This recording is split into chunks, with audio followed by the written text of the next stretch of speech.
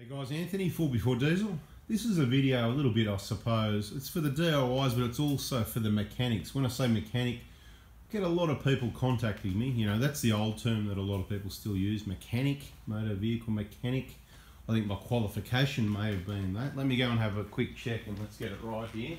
It says Victorian Training System Certificate of Completion of Apprenticeship in, what does it say, motor mechanics. Okay, so motor mechanic is what we are, but at the time working in dealerships we were called vehicle technicians. So anyway, the point is I get people contacting me saying, oh, you know, I'm a mechanic and I've always done all my own this, that and the other work, but these, you know, I don't know about diesels, I've never really worked on diesels much, this sort of thing. I hope you get what I mean.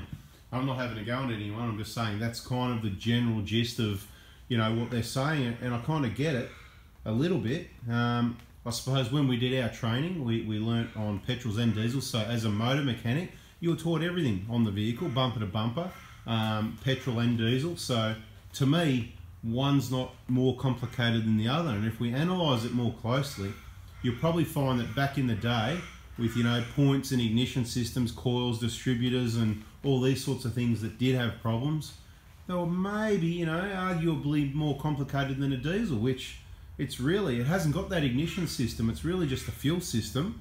The ignition's not there, okay? So it's actually easier. So when there's this, what do you call it, like a stigma about diesels being hard to work on. Diesels are easy, okay? So it's as simple as that. You've got the same 4-cylinder engine.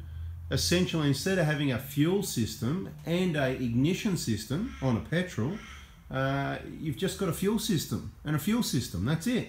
And the basic components of that are, you've got the pump. A pump's simple, it's just a pump.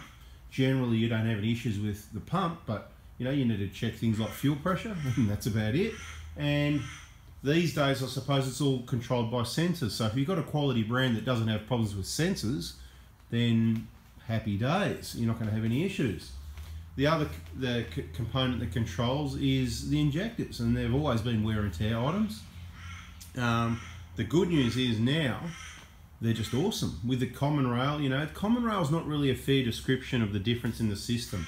The way it was before, there was an individual fuel line that ran from the pump to each injector, and common rail, it's just quite simply the pump supplies the rail supplies the injectors. It's just another component that's been put in there. It's not a massive difference. Really, the big difference is the injectors. Instead of just being a small injector, that's basically an on and off switch, open, close, like any other sort of valve, it's just open or closed. Now there's a lot more components, fine tolerances and multi sprays, if you like, per cycle, per stroke, whatever. And it's all, they run a lot cleaner and quieter and efficient and more power because of that. So it's a really good system and it's quite simple. So don't be scared of the diesel. Now, I'm not telling anybody they should become a mechanic because you watched a couple of YouTube videos or become a diesel expert or what you should or shouldn't do. But as I said at the start, it's mainly for the mechanics. Maybe, you know, there's information for everyone, but for the mechanics that are watching, and there is a lot that, you know, want to watch and learn, don't be scared of diesels. It's pretty simple stuff. So it doesn't matter if it's a petrol or a diesel.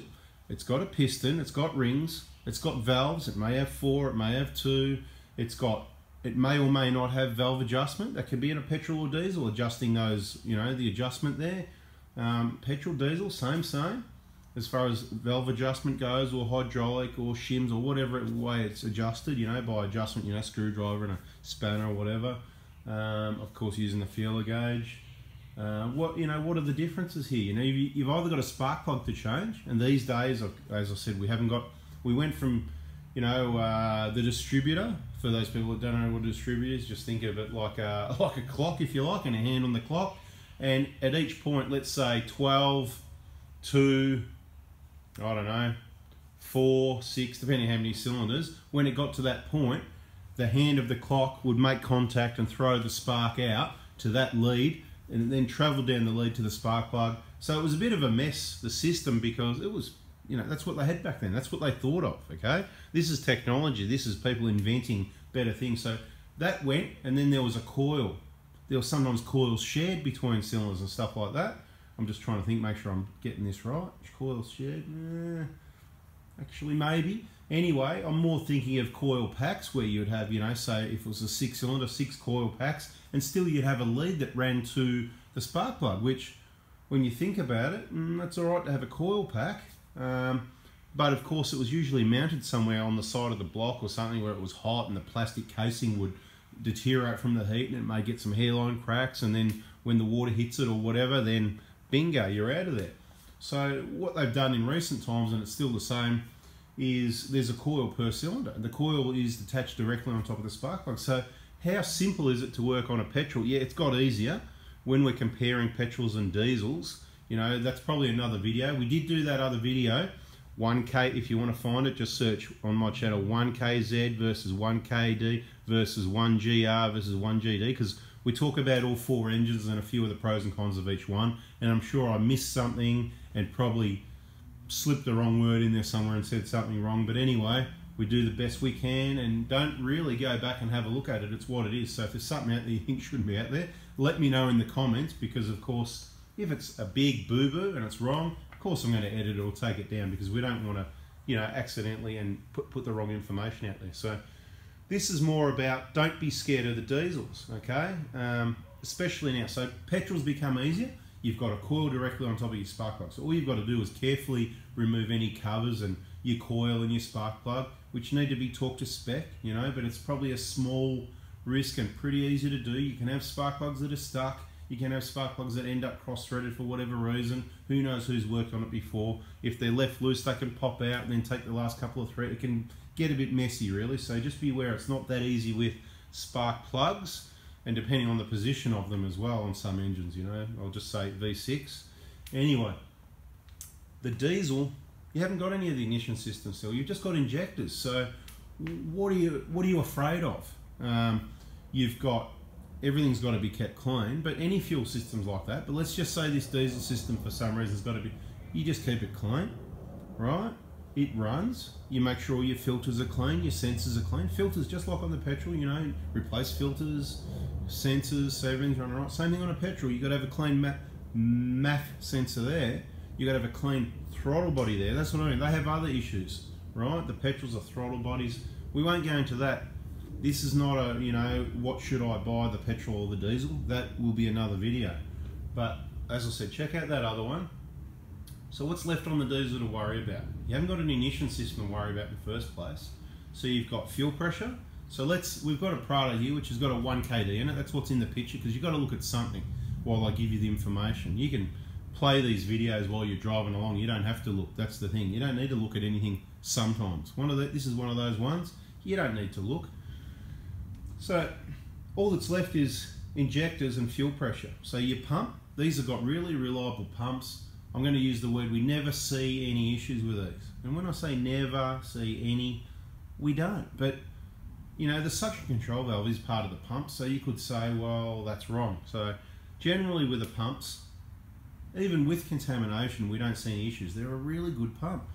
The suction control valves are really good too, from around 09. As I said before in other videos, if you don't know what I'm talking about, if you've got that short suction control valve, it's not even to be talked about. It needs to be replaced and upgraded to the longer, not compact type. So the short one's the compact type. One's push, one's pull. You just want to upgrade to make sure you got the longer, and that's what we supply. If you want one, you just contact me. When you're buying your injectors or whatever, just mention I want to grab the suction control valve as well. It's not part of the injector job, but it's the only other component in the fuel system. Once you've done your injectors and cleaning everything out, it's the only other component that's not included in the injector kit that's going to change how the car runs, other than, you know, I suppose oils and filters. There's nothing to be afraid of. It needs to be clean. You know, the seats need to be clean where you seat the injectors, because they've got to stay there a long time. A spark plug, well, it's got a thread on it. It screws in. It's got a washer there that crushes down. Nothing's really going to change with that. With a diesel, there's a lot more heat created, and you've got the movement every time heating, cooling, so things move a little bit. And those seats, they've got to last a long time, so it really needs to be clean. You know how to clean, don't you? You just need to have clean, patience. That's all you need. It's, I don't want to say easy, but it's just straightforward. It's just like any other engine. Petrol, diesel, no difference. It's just something different. you're probably just not that familiar with diesels because you've been because traditionally most vehicles and most engines were petrols, and in my opinion that's probably what they should be, and hybrid and with a plug and all that sort of thing, you know, more to do with you know, environmentally friendly, you know, hybrids with a plug. There you go, right? Just think that through. But anyway, diesels, maybe a lot of people shouldn't have diesels. So we've seen a lot of diesels over the years because when you're dealing with four-wheel drives, because traditionally, as I've said in other videos, four-wheel drive diesels, you know, it was all about, you know, you didn't have traction aids, technology, traction control and hill descent control and all these sorts of fancy things that, in my opinion, they just don't work that well. Old school ways work better. It's a bit like driving, you know. Do the race car drivers have ABS? No, they drive the vehicle, and I agree with that. I feel like I can control and stop a vehicle better without ABS. The ABS comes in sooner than I'd like to, and it makes the vehicle unpredictable. It's not what I like. Now, don't get me wrong, the latest vehicles with some VSC, DSC type things, they can work really well, and it's probably better than most people's driving skills, so that is good. But the ABS, particularly when it was new, so we're getting off topic, so I'll just stop that. Okay, so petrols, traditionally it was petrols. You worked on petrols a lot. You got nervous because we're talking diesels, but I just want to point out the whole car is the same. The transmission's the same. The engine, will say, is basically the same, except we've taken away your spark plugs, your coils, your leads, your distributors, and thrown it all in the bin, so you don't have any of the ignition system to worry about. The engine and the fuel system is going to take care of that all in one. It is so simple. I hope I'm changing your perspective on it a bit. It's just a pump that pumps fuel. There's your pressure. The only thing you're really going to have a problem with one of these quality vehicles, Toyota, possibly is a suction control valve. Now, never say never, because there's always, we're talking millions of these cars, hundreds of thousands in Australia, so there's probably going to be a few, right? Or there's going to be fuel contamination, but if this is all we work on and we don't see it or really hear of it, then it's safe to say it doesn't happen, if you know what I mean. So it's all about injectors. It's come down to it's all about injectors, okay? So replace injectors, nuts and bolts, fuel pipes, keep things clean, replace the right components, use the right parts. Nothing that complicated about that, is there? So you've got an ignition and fuel system in one, and there's two major components, the pump and the injectors. Simple.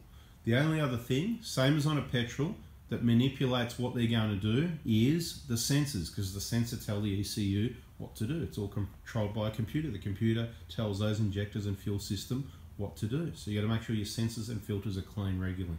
All right, guys, just trying to myth bust that, you know, diesel stigma that it's, you know, hard, complicated, or anything different. It's actually quite easy. We might even call this video Diesel for Dummies. There you go. So if you got to the end, love to see a comment to let me know how, if it made you feel a bit different about diesels, that yeah, it is quite simple. If you can, give us a thumbs up. The other thing, by giving us the thumbs up, Google sees that, YouTube, they go, yep, okay, cool, and they'll recommend the videos, and that means we can help more people. So we want to get the videos recommended so we can get the information out there and help more people. That's the aim of the game. All right, guys, you know, as always, if you haven't already, if this was your first video you've seen of mine, hit the subscribe button so that you don't miss out on the next important information video coming your way. Thanks for watching. See ya.